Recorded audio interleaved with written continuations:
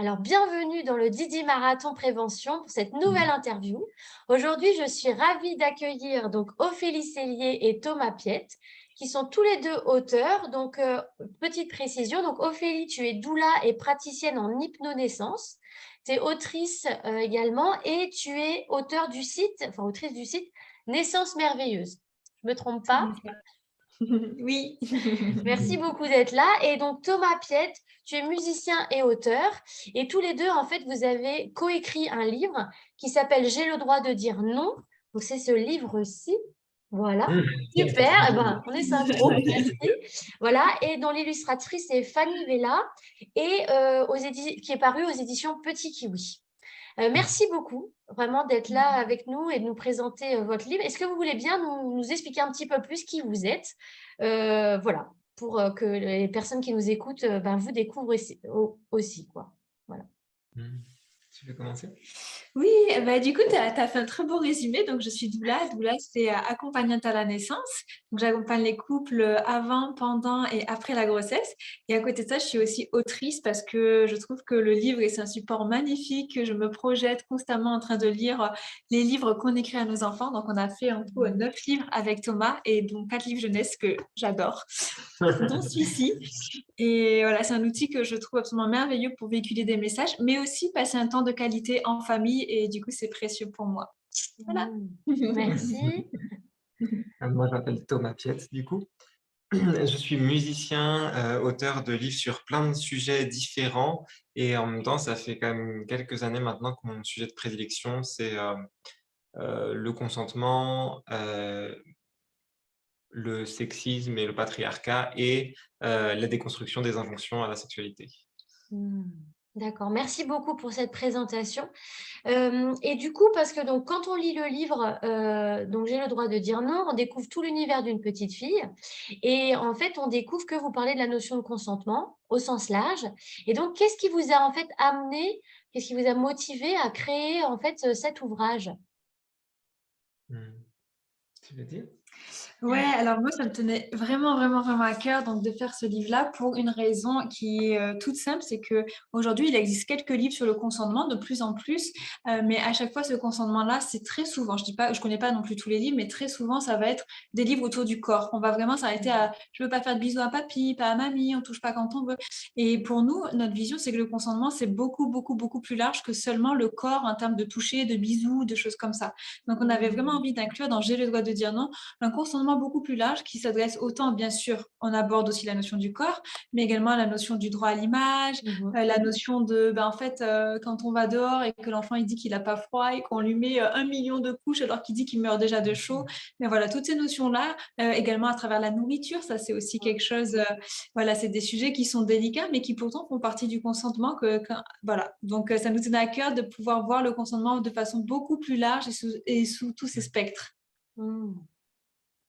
Et justement, à un moment donné, je dirais que vous offrez des mots un peu dans votre livre, hein, puisque à un moment donné, à cette petite fille qui a une grande discussion avec la Lune, vous lui offrez le mot agisme. Et c'est vrai que ça vient aussi nourrir aussi les réflexions. Est-ce que vous nous expliquez peut-être pourquoi aussi vous avez osé aller jusque-là dans ces mots-là pour un livre pour enfants, en fait, enfin, dans un livre pour enfants? Mmh. Heu, Nous, c'est un mot qui nous paraît finalement, très accessible parce que c'est pas un mot super compliqué avec 25 syllabes qui a rien à voir avec ce que ça veut dire. C'est vraiment très Ouais. clair, quoi. Âge-isme, tous les ismes, c'est une forme de discrimination et ça nous paraissait super important de le rappeler aux enfants et aux parents, Mhm. cette discrimination par rapport à l'âge, de l'ouvrir, de se dire: «C'est vraiment faire quelque chose à quelqu'un en fonction de son âge, qu'on n'aurait même pas idée de faire à quelqu'un d'un autre âge. Et ça inclut du coup les personnes âgées, ça inclut les enfants, mais ça inclut aussi, ça peut être de l'agisme sur un cinquantenaire, sur un trentenaire, Mhm. voilà. Et ça nous paraissait très intéressant d'amener ça. Mais pas que pour les enfants, je pense que les parents qui lisent le livre aussi, ça peut... Mais tout à ça fait. peut- Moi, c'est vraiment l'effet que ça m'a fait, justement. C'est un mot que je connaissais dans le vocabulaire, voilà, de différentes lectures que j'avais, mais pas justement dans un livre pour enfants. Et donc, du coup, c'est intéressant de la façon dont vous abordez justement cette notion de consentement et de pouvoir aller plus loin, en fait, que ce qui se fait, je dirais, de manière traditionnelle. Du coup, vous diriez que pour vous, le message le plus important qui est offert par votre livre, c'est lequel? On peut le dire chacun l'autre. Pour moi, Oui, c'est oui, bien sûr. le titre du livre, Oui. c'est d'exprimer, bah oui, j'ai le droit de dire non, c'est mon droit, quoi. Donc le consentement de manière générale et à la fin, on parle aussi du reste du monde qui a le Oui, droit de dire non également. oui. Et c'est cette idée de exprimer son non et écouter le non des autres. Euh, Nous, on adore les noms. C'est un truc. Même on trouve que à chaque non, ça prend soin d'une relation. À chaque fois que je dis un faux oui, que je dis oui alors que je pense non, c'est des gouttes d'acide sur le lien, sur la relation, quoi. Mm. Donc, vive les noms. Moi, je rejoins Thomas dans l'idée que pour moi, le message le plus important de ce livre, c'est pas un livre où on peut avoir des peurs de mais mon Dieu, si je lis ça à mon enfant, je vais en faire un enfant tyran qui va faire que dire non. Ou alors la réflexion qu'on a beaucoup, c'est ah ben non, mais moi, ça va, il dit déjà assez non. Ça, c'est des choses qu'on peut vraiment énormément entendre.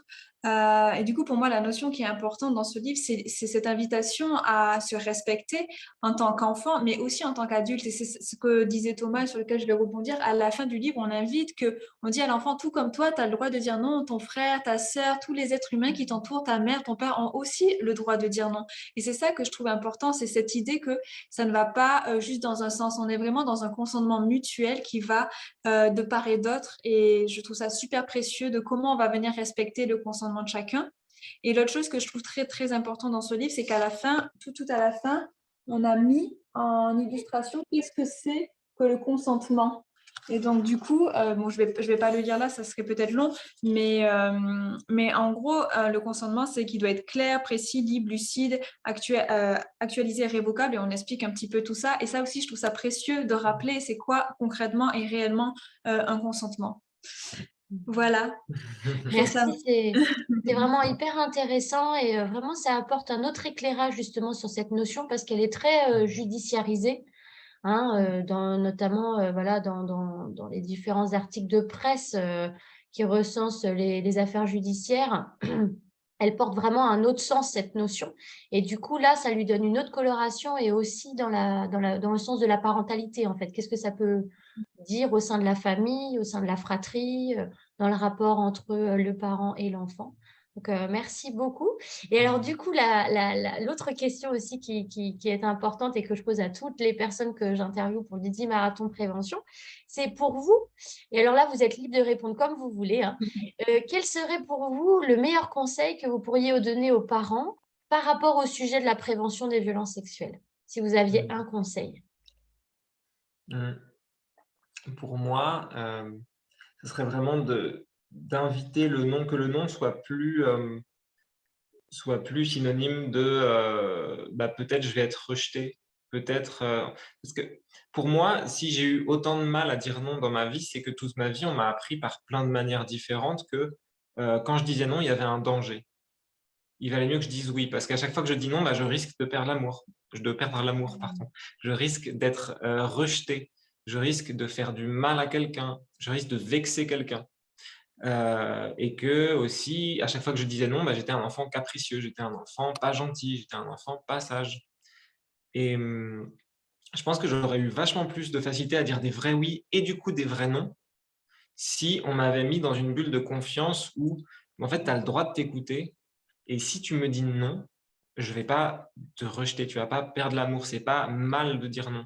Donc c'est cette vraiment invitation constante au non qui se fait par le mimétisme, qui se fait pas forcément par des grands discours, mais juste à chaque fois euh, qu'il y a un non, bah, qu'il soit entendu, accueilli, respecté, et pas culpabilisé avec du chantage autour, avec une transformation de truc. C'est voilà, essayer d'enlever un peu tous les obstacles à dire non pour que ça soit plus facile, un petit peu plus facile à chaque fois de dire non. Hmm. Et moi, je rebondis sur ce que dit Thomas, sur lequel ça résonne très très fort. Et j'ai juste envie de mettre aussi de la nuance, pas de la nuance là-dedans, ce serait pas le bon terme, mais bien sûr que je valide à 100%, mais aussi de dire que bah, en tant que parent, comme c'est dur aussi des fois d'accueillir des non, parce qu'il y a des réalités que quand il faut partir, il faut partir. Et si l'enfant dit non, bah, c'est comme ça, en fait, il faut partir. Donc, juste de savoir, en fait, c'est de jauger là-dedans. Des fois, il y a des obligations et c'est des obligations. Donc, je voudrais surtout pas que nos propos puissent être culpabilisants, c'est pas du tout le fait, mais de juste, dans la mesure du possible, quand c'est possible d'accueillir ce non-là, qu'il puisse être vraiment entendu. Des fois, ça sera pas possible pour telle ou telle ou telle raison, mais que voilà, quand c'est jouable, peut-être se dire en tant que parent, bah, ok, là, je n'avais pas prévu ça, mais allez, sur ça, je lâche. Je lâcherai pas sur le fait qu'il faut partir à 8 heures, mais allez, pourquoi pas, là, je lâche. Et voilà, de pouvoir, en fait, c'est tellement dur d'être parent, c'est si dur, donc on n'a aucune prétention à dire qu'il faut faire ça ou ça, mais de voir comment on peut essayer de naviguer là-dedans avec nos ressources et nos possibilités. Vraiment, merci beaucoup parce que c'est extrêmement intéressant d'avoir votre point de vue et à la fois en tant que parent et puis à la fois en tant qu'auteur. Et vraiment, merci d'avoir créé cet ouvrage et il est vraiment très doux et puis très accessible. Voilà, je tiens à le préciser parce que moi, il va rentrer directement dans la bibliothèque aussi de mes enfants. Donc, merci beaucoup, sincèrement, pour ces petits cadeaux de mots et puis toutes ces informations. Et est-ce que Thomas, tu serais d'accord juste pour dire quelques mots quand même de ton autre ouvrage que tu m'as cité tout à l'heure, qui s'appelle Et Dieu créa le sexe. Voilà, on va quand même en parler un petit peu parce qu'il y a le lien avec ce que vous venez de raconter justement sur quel conseil donner aux parents. Si ça ne te dérange pas de nous donner quelques informations aussi sur cet Ah, ouvrage-là. avec grande joie. Et Dieu crée le sexe, c'est mon deuxième roman. Et du coup, ça parle des injonctions à la sexualité. L'histoire, c'est Rose et Tao, qui est un couple euh, qu'on suit pendant un petit moment où on va vivre avec eux dans leur intimité. Et il va y avoir dès le début une expérience sexuelle qui se passe assez mal pour Rose. Parce qu'en fait, Rose, ça fait des mois et des mois et des mois qu'elle a du mal à dire non, justement, qu'elle s'écoute pas et qu'elle cède. C'est ce qu'on peut appeler des viols conjugaux. C'est un petit peu voilà, le thème du livre. Et il y en a un de trop, une sorte de goutte qui fait vraiment déborder le vase. Et là, Rose, elle explose. Et elle maudit la sexualité. Elle se dit que c'est vraiment une invention terrible, ce truc, parce que ça la fait souffrir. Et, Ouais. Juste et le petite lendemain, précision, le roman, on peut le faire lire aux adolescents. Ça peut être aussi adressé à ce public-là. ouais, complètement. D'accord. Complètement. C'est pas du tout érotique, il n'y a pas vraiment de scène de sexualité, c'est plus tout ce qui se passe autour et les injonctions pardon, sur la sexualité. Et du coup, voilà, elle hurle et elle est très triste, elle se sent très seule. Et c'est douloureux pour elle. Et le lendemain, elle reçoit un courrier de Dieu, avec un E, puisque Dieu est une femme, qui va la suivre pour une série de 8 lettres où ensemble, ils vont déconstruire toutes les injonctions à la sexualité de manière graduelle et crescendo. Ah ben, c'est formidable, c'est hyper intéressant. Alors, je tiens à préciser qu'en fait, ce livre, je n'en avais pas connaissance, mais que de manière très spontanée, on me l'a présenté et que je me suis dit, oula, c'est une pépite, il faut absolument qu'on en parle. Donc, il sera aussi présenté dans dans une autre vidéo un petit peu plus détaillée dès qu'il sera lu. Pour que vous puissiez aussi en profiter. Bah, vraiment, je vous remercie beaucoup, Ophélie et Thomas, d'avoir accepté de participer au Didi Marathon Prévention, de nous présenter vos ouvrages. Et donc, sous la vidéo, bah, donc, je remettrai toutes les références pour que toutes les personnes puissent retrouver les liens pour pouvoir aller acheter les livres et les découvrir. Et peut-être aussi rappeler, vous avez commencé à lire avec des enfants de quel âge j'ai le droit de dire non? Pour vous diriez avec des plus petits aussi, ça peut fonctionner, des 3 ans, des 4 ans, vous diriez à partir de quel âge? Peut-être que... Alors, l'éditeur invite à partir de 5 ans, parce qu'il y a quand même D'accord. quelques termes qui peuvent être assez complexes. Donc, à partir de 5 ans, pour qu'ils puissent avoir une certaine compréhension. Ok. Cela dit, on a eu des retours de parents qui le lisent bien avant. Ah Des oui. fois, c'est aussi plus pour passer un moment de qualité ensemble, Hmm, commencer à aborder ces sujets-là. Souvent, d'accord. on a eu des retours que la lune, elle était trop belle et que Ayo, elle était trop belle Hmm, sur des enfants qui avaient environ 3 ans. Trop belle, hmm. Ayo, trop belle. Ah oui. C'est vrai que les Mais visuels, ils sont très doux, ils sont très accessibles. Tout de suite, on se met à la place de cette petite fille, hein, c'est vrai. Ouais. Mais voilà, si vous voulez une vraie compréhension, voilà, Oui, 5, 6, 7 ans, ça d'accord. sera plus aisé.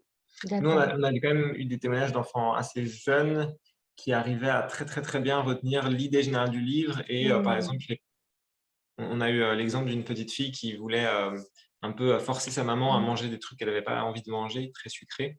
Et sa maman a juste dit: «Mais tu te souviens dans le livre, tu sais, j'ai le droit de dire non». Et la petite fille, elle fait: «Ah oui, c'est vrai, tu as le droit de dire non». Et puis hop, elle est partie en arrêtant d'insister en fait hmm, avec ses bonbons, et ça marche dans les 2 sens aussi, des parents hmm. qui nous disent: «Ah bah là, la petite fille, c'était génial, j'allais la forcer à faire un truc qu'elle avait pas envie de faire, puis elle m'a juste rappelé, elle m'a dit: "Tu te souviens, j'ai le droit de dire non"». C'est beau pour nous, ce genre de retour. Mm. Ah, c'est magnifique. Bah, vraiment, je vous remercie beaucoup d'avoir accepté cette interview. Voilà, donc ben, n'hésitez pas, pour toutes les personnes qui vont découvrir cette interview, donc à aller suivre Ophélie et Thomas, qui travaillent avec leur cœur, hein. Et puis, ben, on se retrouve bientôt pour une prochaine interview. Merci beaucoup. Merci, Merci à toi. salut, merci, merci. Salut.